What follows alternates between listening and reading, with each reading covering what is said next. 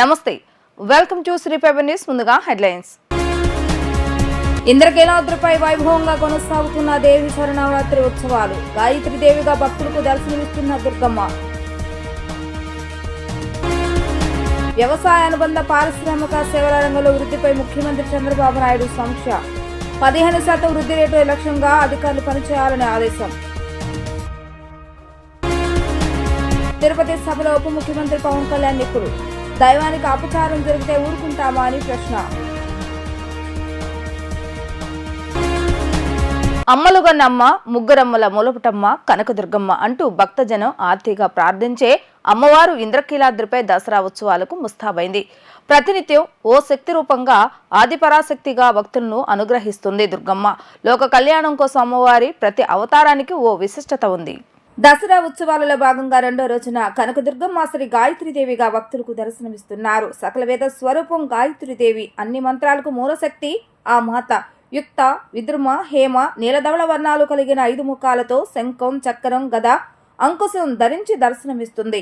గాయత్రి ఉపాసనతో మంత్రసిద్ధి, బ్రహ్మజ్ఞానం కలుగుతాయి. గాయత్రి మంత్ర జపంతో చతుర్వేద పారాయణ ఫలితం లభిస్తుంది. ఆదిశంకర్లు గాయత్రీదేవిని అనంత శక్తి స్వరూపంగా అర్చించారు. పాత్రహ కాలంలో గాయత్రిగాను, మధ్యాహ్న కాలంలో సావిత్రిగా, సాయం సంధ్యలో సరస్వతిగాను ఉపాసకులతో పరమేశ్వరి ఆరాధనలు అందుకుంటుంది. గాయత్రి మాత ముఖంలో అగ్ని, శిరస్సులో బ్రహ్మ, హృదయంలో విష్ణు, శిఖపై రుద్రుడు కొలువు ఉంటారని పురాణాలు చెప్తున్నాయి. నూతన విధానాలతో అన్ని రంగాలను గాడిన పెట్టి మళ్లీ ఆర్థిక వృద్ధి సాధించాలని సీఎం చంద్రబాబు నాయుడు అన్నారు. 15% వృద్ధి రేటే లక్ష్యంతో పనిచేయాలని అధికారులకు సూచించారు. గత ప్రభుత్వం విధ్వంసకర విధానాలతో అన్ని రంగాలు తిరోగమనంలోకి వెళ్లాయని, దీంతో ఆర్థిక వ్యవస్థ కుదేలైందని ఆయన అన్నారు. వ్యవసాయ అనుబంధ రంగాలు, పారిశ్రామిక రంగ సేవల రంగంలో వృద్ధిపై సీఎం చంద్రబాబు నాయుడు సమీక్ష నిర్వహించారు. ప్రభుత్వం వివిధ శాఖల్లో నూతన పాలసీలతో అన్ని రంగాలను గాడిన పెట్టి మళ్లీ ఆర్థిక వృద్ధి సాధించాలని సీఎం చంద్రబాబు నాయుడు అన్నారు. ఈ సమీక్షలో ఆయా శాఖల అధికారులు గత 10 ఏళ్ల కాలంలో పరిస్థితులను వివరించారు. గత ప్రభుత్వం విధ్వంసకర విధానాలతో అన్ని రంగాలు తిరోగమనంలోకి వెళ్లాయని, దీంతో ఆర్థిక వ్యవస్థ కుదేలైందని అన్నారు. ప్రతి శాఖలో కొత్త పాలసీలు తీసుకువస్తున్నామని, వీటిని సమర్థవంతంగా అమలు చేసి ఆర్థిక పురోగతి సాధించాలని సూచించారు. ప్రజల జీవన ప్రమాణాలు పెంచడంతో పాటు ప్రజలపై అదనపు భారం లేకుండా ప్రభుత్వ ఆదాయం పెంచే విధానాలను అమలు చేయాలని అన్నారు. వ్యవసాయ రంగంలో సమగ్ర యాంత్రీకరణ ద్వారా సాగు ఖర్చులు తగ్గించవచ్చునని అన్నారు. ఇది ఎన్నికల సమయమో సినిమా సమయమో కాదని, భగవంతుడి సమయమని AP deputy CM Pawan Kalyan అన్నారు. తిరుపతిలో జరిగిన వారాహి బహిరంగ సభలో డిక్లరేషన్ అంశాలను పవన్ కళ్యాణ్ వివరించారు. ఒక డిప్యూటీ సీఎంగానో, జనసేన పార్టీ అధ్యక్షుడిగానో తాను ఇక్కడికి రాలేదని పేర్కొన్నారు. హిందూగా, భారతీయుడిగా ఇక్కడికి వచ్చానని తెలిపారు. సనాతన ధర్మం కోసం ఏదైనా వదులుకుంటానని తేల్చి చెప్పారు. తిరుపతి బాలాజీ కాలనీలోని జ్యోతిరాపులే కూడలి వద్ద పవన్ కళ్యాణ్ వారాహి బహిరంగ సభలో పాల్గొన్నారు. బహిరంగ సభలో వారాహి డిక్లరేషన్ అంశాలను పవన్ కళ్యాణ్ వివరించారు. ఈ రోజు వారాహి సభ ప్రత్యేకమైనదని పవన్ కళ్యాణ్ అన్నారు. రాష్ట్రంలో ఎన్డీఏ ప్రభుత్వం ఏర్పడి 100 రోజులు పూర్తయిందని, ఈ 100 రోజులు ఎప్పుడు బయటకు రాలేదని తెలిపారు. ప్రజలకు ఇచ్చిన హామీలను ఎలా అమలు చేయాలి, రాష్ట్ర అభివృద్ధిని ఎలా ముందుకు తీసుకువెళ్లాలని ఆలోచిస్తున్నామని అన్నారు. 7 కొండల వాడికి అపచారం జరిగితే మాట్లాడకుండా ఎలా ఉంటామని ధ్వసమెత్తారు. అన్ని ఓట్ల కోసమే చేయమని అన్నారు. తన జీవితంలో ఇలా మాట్లాడే రోజు వస్తుందని అనుకోలేదన్నారు. ధర్మాన్ని మనం రక్షిస్తే ధర్మం మనల్ని రక్షిస్తుందని ఆయన పేర్కొన్నారు. 100 రోజులు దాటింది ఎన్డీఏ ప్రభుత్వం ఏర్పాటై ఆంధ్రప్రదేశ్లో. ఈ 100 రోజులు ఎప్పుడు రోడ్ల మీదకి రాలా, బయటికి ఎంతసేపు అభివృద్ధి, సంక్షేమం, ప్రజలకు ఎలా మేలు చేయాలి, ఏమేం ప్రామిస్ చేశాం, వాటిని ఎలా నిలబెట్టుకోవాలి, ఆర్థిక వ్యవస్థ దెబ్బతింది, దాన్ని ఎలా నిలబెట్టాలి, గౌరవ ముఖ్యమంత్రి శ్రీ చంద్రబాబు నాయుడు గారు కానీ, క్యాబినెట్ కానీ, ఎన్డీఏ ఎమ్మెల్యేలు కానీ, జనసేన కానీ అందరం ఒకటే ఆలోచిస్తూ ఉన్నాం. రాష్ట్ర అభివృద్ధి ఎలా ముందుకు తీసుకెళ్ళాలి అని. గెలిచిన రోజున ఏం చెప్పాం? 164 సభ్యులు ఎమ్మెల్యేలుగా గెలిచి 21 మంది ఎంపీలుగా గెలిచి ఆంధ్రప్రదేశ్ బలం, ఆంధ్రప్రదేశ్ విజయం, కేంద్ర ప్రభుత్వానికి వెన్నుదన్నుగా నిలబడింది. గెలవగానే నేను చెప్పింది కూడా ఒకటే, ఏ పార్టీ కూడా మనం పగా ప్రతీకార రాజకీయాలు ఉండవు, ద్వేషించం, చాలా మర్యాదగా వినమ్రతతోటి ఉన్నాం. దశాబ్దం పైన నన్ను వ్యక్తిగతంగా తిట్టారు, కించపరిచారు, అవమానం చేశారు. చాలా చాలా అవమానాలు పొందాం, పరాభావాలు చెందాం. ఏ రోజు పల్లెత్తు మాటల్లా స్థాయి పెరిగిపోయి ఏ 7 కొండల వాడైతే, ఏ కలియుగ దైవం ఆయనకు కూడా అపచారం జరిగితే మెత్తగా ఎందుకు ఊరుకుంటాం, మాట్లాడకుండా ఎందుకుంటాం? ప్రతి ఎలక్షన్ ప్రతిదీ రాజకీయ కోణంలోనే చూస్తామా? అన్ని రాజకీయాలేనా? అన్ని ఓట్ల కోసమేనా? నా జీవితంలో ఇలాంటి రోజు రాకూడదని ప్రార్థన చేశాను. మనస్ఫూర్తిగా చెప్తున్నాను. నా తల్లి పాదాల సాక్షిగా, వెంకటేశ్వరుడి పాదాల సాక్షిగా ఏ రోజు కూడా ఇలా మాట్లాడాల్సిన రోజు అవసరం రాదు అనుకున్నా. కానీ వైసీపీ నాయకులు తెప్పించారు ఈ రోజున. ధర్మో రక్షతి రక్షిత, ధర్మాన్ని నువ్వు రక్షిస్తే ధర్మం నిన్ను రక్షిస్తుంది. దీనినే eminent jurist, legal luminary Nanibhai Palkhivala garu చెప్పారు ఒక మాట. ధర్మో రక్షతి రక్షత అని ఆయన చెప్పిన మాట. లా ఈజ్ కోడిఫైడ్ ధర్మాని. ఇంద్రకీలాద్రిపై దేవి శరన్నవరాత్రి ఉత్సవాలు వైభవపేతంగా కొనసాగుతున్నాయి. రెండో రోజు అమ్మవారు శ్రీ గాయత్రీదేవిగా భక్తులకు దర్శనమిస్తున్నారు. వేకువజాము నుంచే అమ్మవారి దర్శనానికి పెద్ద సంఖ్యలో భక్తులు బారులు తీరుతున్నారు. గాయత్రీదేవి అలంకరణలో ఉన్న దుర్గమ్మను దర్శిస్తే ప్రజల ప్రశాంతత లభిస్తుందని భక్తుల నమ్మకం. ఇంద్రకీలాద్రిపై దేవి శరన్నవరాత్రి ఉత్సవాలపై మరింత సమాచారం మా ప్రతినిధులకి తాను చేస్తారు. ఇంద్రకీలాద్రిపై దేవి శరన్నవరాత్రి ఉత్సవాలు రెండో రోజు కొనసాగుతున్నాయి. అమ్మవారు శ్రీ గాయత్రీ దేవిగా భక్తులకు దర్శనమిస్తున్నారు. వేకువజాము నుంచే కూడా భక్తులు పెద్ద ఎత్తున కూడా అమ్మవారిని దర్శనానికి వస్తున్నారు. శుక్రవారం కావడంతో పెద్ద సంఖ్యలో కూడా భక్తులు బారుల తీరిన పరిస్థితి. ఈ అలంకారం యొక్క విశిష్టతపై మనతో మాట్లాడటానికి పురాణ పండితులు వెంకటేశ్వర శాస్త్రి ఉన్నారు. ఆయన అడిగి తెలుసుకుందాం. స్వామి, చెప్పండి, ఈ అలంకారం యొక్క విశిష్టత ఏంటి? అమ్మవారు ముత్యపు వర్ణం కలిగినటువంటి ముఖాన్ని, అలాగే పగడవర్ణం కలిగిన ముఖాన్ని, అలాగే బంగారు వర్ణం, నీలవర్ణం, శ్వేతవర్ణం కలిగినటువంటి ముఖాలతో ప్రకాశిస్తూ ఉంటుంది. ఆ అమ్మవారి యొక్క ఈ ముఖములన్నీ కూడా ఈ సృష్టి స్థితిలయాలు చేయటానికి అనుకూలమైనటువంటి సత్వ రజస్తమో గుణాలకు ప్రతీక. కాబట్టి ఆ అమ్మవారి యొక్క దివ్యమైనటువంటి ఆ స్వరూప సందర్శనం వల్ల మనస్సు ఎప్పుడూ కూడా ప్రశాంతంగా ఉంటుంది. మనోగతమైనటువంటి సకల విధములైనటువంటి లోపాలు, దోషములు ఇవన్నీ కూడా తొలగిపోయి మనస్సు చాలా శక్తివంతమవుతుంది. మహర్షులందరూ గాయత్రిని ఉపాసించి చాలా విశేషమైనటువంటి శక్తివంతులైనారు. కాబట్టి ఏంటంటే గాయత్రి స్వరూప సందర్శనం చేత జనులందరూ కూడా మనస్సుకు ఏకాగ్రత కలిగి ఏ రకమైనటువంటి దోషములు లేకుండా, పొరపాట్లు లేకుండా ప్రవర్తించి మరి పరిపూర్ణమైనటువంటి రక్షణ పొందుతారు. గాయత్రి వేదమాత కాబట్టి గాయత్రీ దేవతానుగ్రహం కలిగితే సర్వదేవతానుగ్రహం కలుగుతుంది. అందుకోసమని గాయత్రీ దేవిని దర్శించి అందరూ కూడా శుభం పొందగలరు. శ్రీమాత్రే నమః. స్వామి, వాళ్ళ ఆలయంలో ఏమేమి నైవేద్య కార్యక్రమాలు నిర్వహిస్తారు అమ్మవారికి? అసలు ఏ నైవేద్యాలు అమ్మవారికి పెడతారు ఏంటి? అమ్మవారికి ఈ దసరా అంతా కూడా సంప్రదాయ సిద్ధమైనటువంటి నివేదనలు ప్రతిరోజు కూడా జరుగుతాయి. కాబట్టి ఆ అమ్మవారు చాలా విశేషమైనటువంటి అనుగ్రహంతో లోకాన్ని దీవిస్తుంది. మొత్తం మీద చూసుకున్నట్లయితే అమ్మవారు శ్రీ గాయత్రీ దేవిగా భక్తులకు దర్శనమిస్తున్నారు. వేకువజాము తెల్లవారుజామున 3 గంటల నుంచే కూడా పెద్ద ఎత్తున భక్తులు బారులు తీరిన పరిస్థితి. శుక్రవారం కావడంతో అమ్మవారిని చూసేందుకు కూడా భక్తులు పెద్ద ఎత్తున కూడా తండోపతండాలుగా తరలి వస్తున్నారు. శ్రీ గాయత్రీ దేవిగా భక్తులకు దర్శనమిస్తున్న అమ్మవారిని కనుక దర్శిస్తే కనుక ఖచ్చితంగా సుఖ సంతోషాలు, అదేవిధంగా మనసు ప్రశాంతంగా ఉంటుందని చెప్పి కూడా ఇక్కడ వేద పండితులు అయితే చెప్తున్నారు. మొత్తం మీద చూసుకున్నట్లయితే చూసినట్లయితే ఇంద్రకీలాద్రిపై దేవి శరన్నవరాత్రి ఉత్సవాలు అంగరంగ వైభవంగా కొనసాగుతున్నాయి. ఈ నేపథ్యంలో ఇప్పటికే ఎమ్మెల్యే యార్లగడ్డ వెంకట్రావుతో పాటు ఎంపీ కేశినేని చిన్ని కూడా అమ్మవారిని దర్శించుకున్న పరిస్థితి మనం చూస్తాం. ఇది ఇక్కడ ఉన్న పరిస్థితి. వీడియో జర్నలిస్ట్ అఖిల్తో లిఖిత, డిజిటల్ న్యూస్, ఇంద్రకీలాద్రి నుంచి. వైసీపీ నాయకులు కార్యకర్తలు ఓపికతో ముందుకు సాగాలని వైసీపీ అధినేత జగన్మోహన్ రెడ్డి అన్నారు. మళ్లీ మన ప్రభుత్వమే అధికారంలోకి వస్తుందని పేర్కొన్నారు. తాడేపల్లిలోని క్యాంపు కార్యాలయంలో ఉమ్మడి పశ్చిమ గోదావరి జిల్లా పార్టీ నేతలతో వైసీపీ అధినేత జగన్ సమావేశమయ్యారు. తాజా రాజకీయ పరిణామాలపై చర్చించారు. ఈ సందర్భంగా ఆయన మాట్లాడుతూ ప్రజలకు అండగా ఉండాలని అన్నారు. ప్రజల తరపున పోరాటాల్లో భాగస్వాములు కావాలని తెలిపారు. కేసులకు భయపడవలసిన అవసరం లేదని, గొంతు నొక్కడానికి అణచివేయాలన్న ధోరణితో కేసులు పెడుతున్నారు. వీటికి భయపడవలసిన అవసరం లేదని స్పష్టం చేశారు.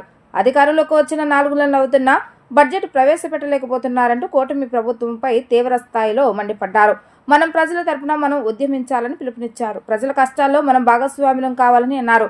మీరందరూ ధైర్యంగా ఉండండి, కలిసికట్టుగా పోరాడదాం, ఉద్యమిద్దాం, ఖచ్చితంగా వచ్చేది మన ప్రభుత్వమేనని ఆయన స్పష్టం చేశారు. ఈరోజు చూస్తే చంద్రబాబు నాయుడు బడ్జెట్ కూడా ప్రవేశపెట్టల. మొట్టమొదటిసారి చూస్తూ ఉన్నాం రాష్ట్రంలో, తొలిసారిగా ఎప్పుడూ దేశ చరిత్రలో జరగల, రాష్ట్ర చరిత్రలో ఎప్పుడు చూడల, రెగ్యులర్ బడ్జెట్ ప్రవేశపెట్టల ఇంతవరకు రాష్ట్రంలో.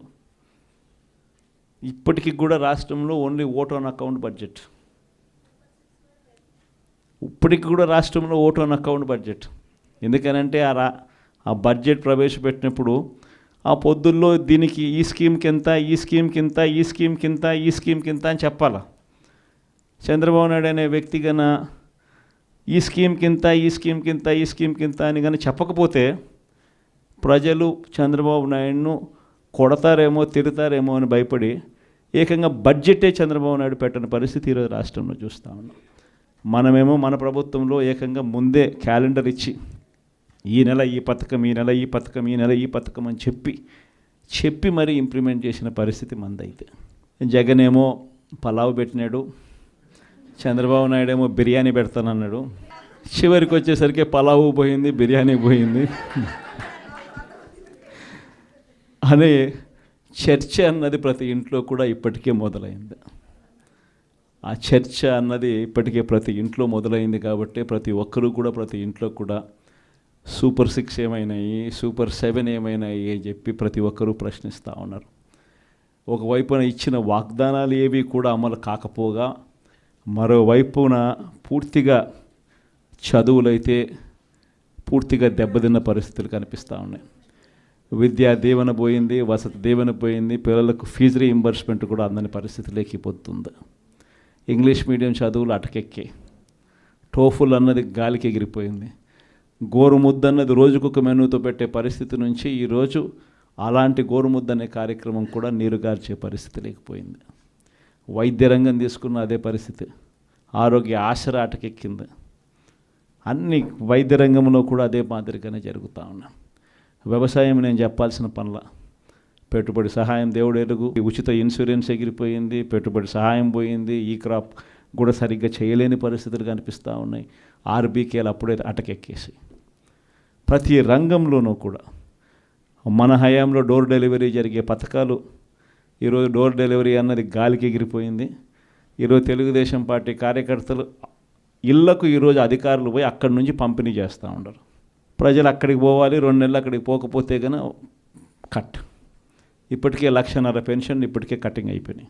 ఫ్యాటీ యాసిడ్ టెస్ట్ పరికరాలు లేవు గనుకనే ఎస్డీబీకి ఈ టెస్టింగ్ కు పంపాల్సి వచ్చిందని టీడీడీ చెప్తుందని టీడీపీ అధికార ప్రతినిధి పట్టాభి అన్నారు. వైసీపీ నేతలు తమ పాపాలను కప్పిపుచ్చుకోవడానికి ప్రజలను, శ్రీవారి భక్తులను పక్కదారి పట్టించేలా అబద్ధాలు చెప్తున్నారని మండిపడ్డారు. వైసీపీ చేసిన పాపాలను ప్రక్షాళన చేసేందుకు కూటమి ప్రభుత్వం చర్యలు చేపట్టిందన్నారు. మాజీ ముఖ్యమంత్రి వైఎస్ జగన్మోహన్ రెడ్డి పాలనలో టీడీడీకి సరఫరా చేసిన కల్తీ నెయ్యి అంశంలో నిజాలు ఒక్కొక్కటిగా వెలుగులోకి వస్తున్నాయని టీడీపీ జాతీయ అధికార ప్రతినిధి కొమ్మారెడ్డి పట్టాభిరామ్ అన్నారు. టీడీపీ కేంద్ర కార్యాలయంలో ఏర్పాటు చేసిన విలేకరుల సమావేశంలో పట్టాభి మీడియాతో మాట్లాడుతూ ఏఆర్ ఫుడ్స్ కంపెనీ నెయ్యి స్టోరేజ్ ట్యాంక్ కెపాసిటీ కేవలం 6 టన్నులని వెల్లడించారు. 6 టన్నుల నెయ్యితో 16 టన్నుల కెపాసిటీ గల లారీలను ఏఆర్ ఫుడ్స్ ఎలా నింపగలదని ప్రశ్నించారు. ఏఆర్ ఫుడ్స్ నుంచి నెయ్యితో బయలుదేరిన లారీలు 500 కిలోమీటర్ల దూరాన్ని వారం నుంచి 9 రోజులు ప్రయాణం చేయటం ఏంటని నిలదీశారు. ఏఆర్ ఫుడ్స్ కు అంత నెయ్యి సరఫరా చేసే కెపాసిటీ లేక నెయ్యి కల్తీ చేసి సరఫరా చేసేందుకే ఇన్ని రోజుల సమయం పట్టిందని ఆరోపించారు.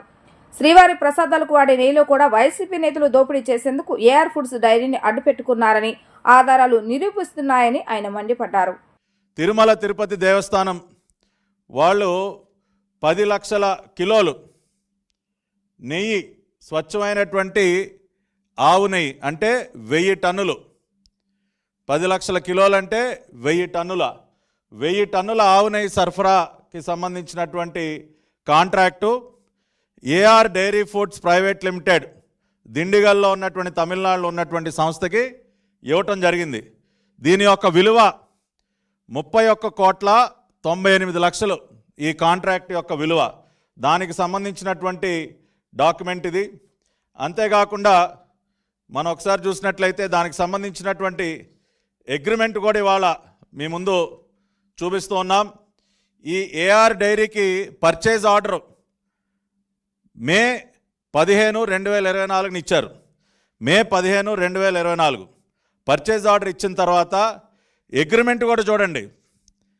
అంటే టెండర్ పిలిచిందేమో మార్చి 12, టెండర్ ఫైనలైజ్ చేసింది మే 8, 2024, పర్చేజ్ ఆర్డర్ ఇచ్చింది మే 15, అగ్రిమెంట్ చేసుకుంది జూన్ 11. అంటే కరెక్ట్గా చంద్రబాబు నాయుడు గారు ముఖ్యమంత్రిగా బాధ్యతలు స్వీకరించడానికి ఒక రోజు ముందు ఆదరాబాదరాగా అగ్రిమెంట్ కూడా చేసేశారు. పర్చేజ్ ఆర్డర్ ఇచ్చిన తర్వాత agreement stamp paper 11th June, కరెక్ట్గా ఒక రోజు ముందు. అంటే ఇదంతా ఎంత పకడ్బందీగా ప్రీ ప్లాన్డ్గా చేశారో చూడండి.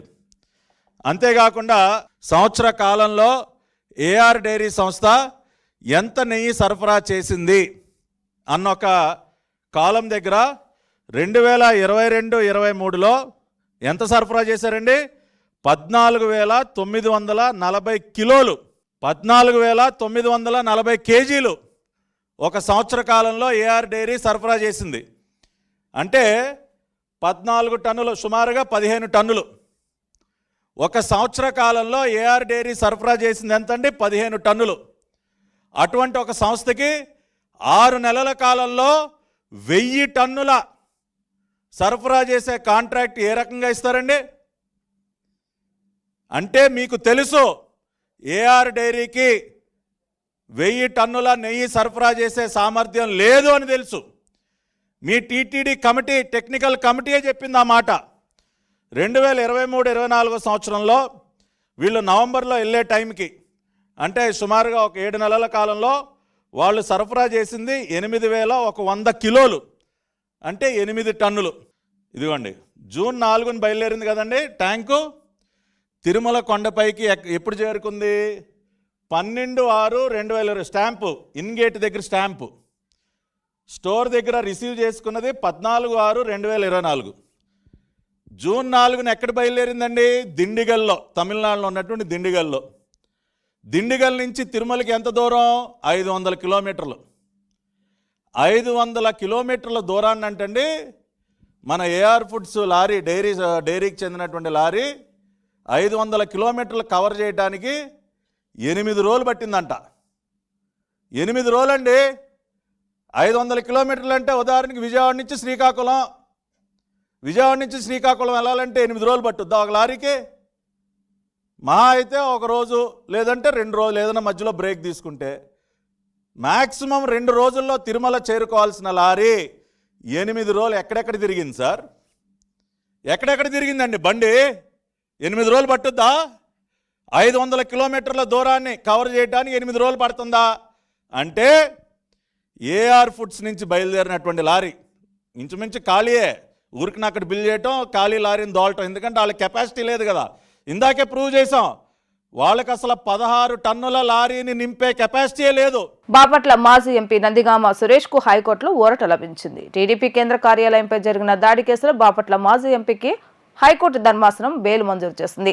సురేష్ కు షరతుతో కూడిన బెయిల్ను హైకోర్టు మంజూరు చేసింది. అయితే మాజీ ఎంపీ సురేష్ పై ఉన్న హత్య కేసుపై తుళ్లూరు పోలీసులు పీటీ వారెంట్ ను దాఖలు చేశారు. తుళ్లూరు పోలీసులు వేసిన పీటీ వారెంట్ కు ట్రయల్ కోర్టు అనుమతినిచ్చింది. పవర్ స్టార్ పవన్ కళ్యాణ్ పేరంటే తెలుగు రాష్ట్రాల్లో తెలియని వారంటే ఎవరుండరు. కోట్లాది మంది అభిమానుల సొంతం చేసుకున్న అగ్ర నటుడు పవన్ కళ్యాణ్.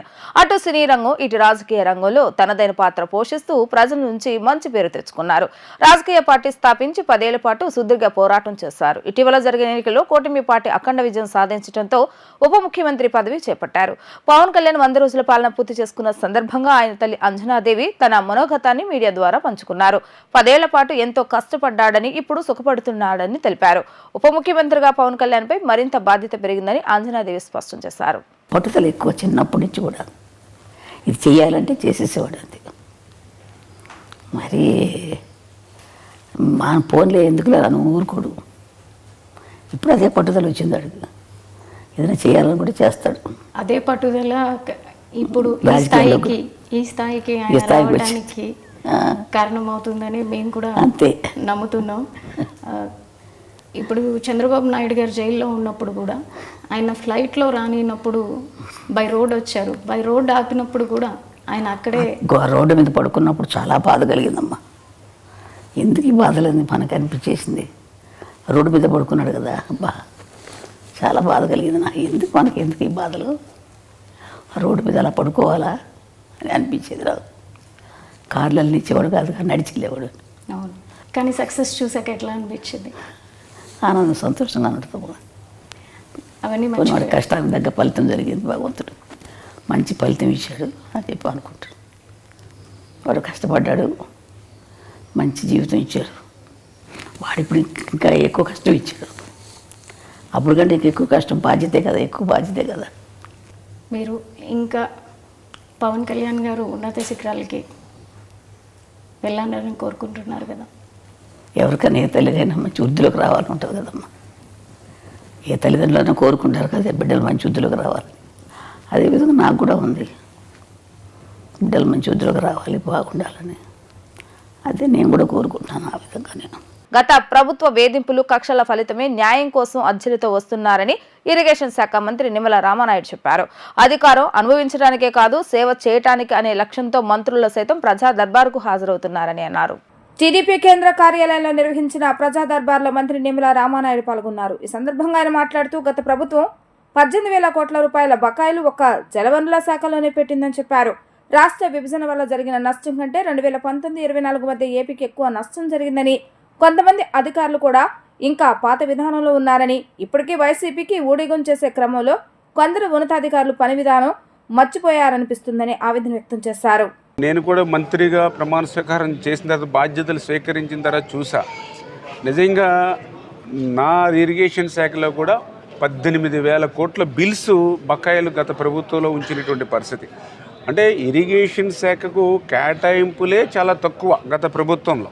ఎందుకంటే గతంలో మనం 14-19 తెలుగుదేశం ప్రభుత్వ హయాంలో మాకు బడ్జెట్, అంటే టోటల్ 5 సంవత్సరాల బడ్జెట్ కొంచెం ఇంచుమించుగా 7 లక్షల కోట్లు ఉంటే అందులో మేము 72,000 కోట్ల రూపాయలు మేము ఇరిగేషన్కి పెట్టాం. కానీ గత వైఎస్ఆర్సీపీ ప్రభుత్వం వాళ్ళకి 5 సంవత్సరాల బడ్జెట్ 12 లక్షల కోట్లు ఉంది.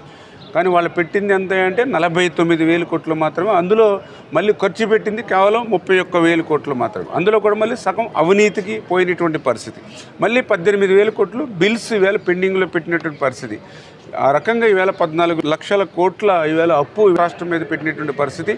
ఒక రకంగా చూస్తూ ఉంటే మాకు అనిపిస్తూ ఉంది, 2014లో రాష్ట్ర విభజన వల్ల జరిగినటువంటి నష్టం కంటే 19-24 జగన్మోహన్ రెడ్డి పాలన వల్లే ఆంధ్రప్రదేశ్ రాష్ట్రానికి ఎక్కువ నష్టం జరిగిందనేది చాలా క్లియర్గా. ఎందుకంటే నేను 14-19 ఎమ్మెల్యేగా ఉన్నాను, ఇప్పుడు 24-29లో కూడా ఎమ్మెల్యేగా ఉన్నాను. కాబట్టి బేరీ చేస్తే నాకు అనిపిస్తున్నటువంటి పరిస్థితి. ఎందుకంటే నేను కూడా ఆ రోజు రాష్ట్రం విడిపోతే మన ఆంధ్రప్రదేశ్కి పెద్ద ఎత్తున నష్టం జరుగుతుందని చెప్పి ఆ రోజు మేము పెద్ద ఎత్తున సమైక్యాంధ్ర ఉద్యమంలో ఆ రోజు పెద్ద ఎత్తున ఫైట్ చేసాం.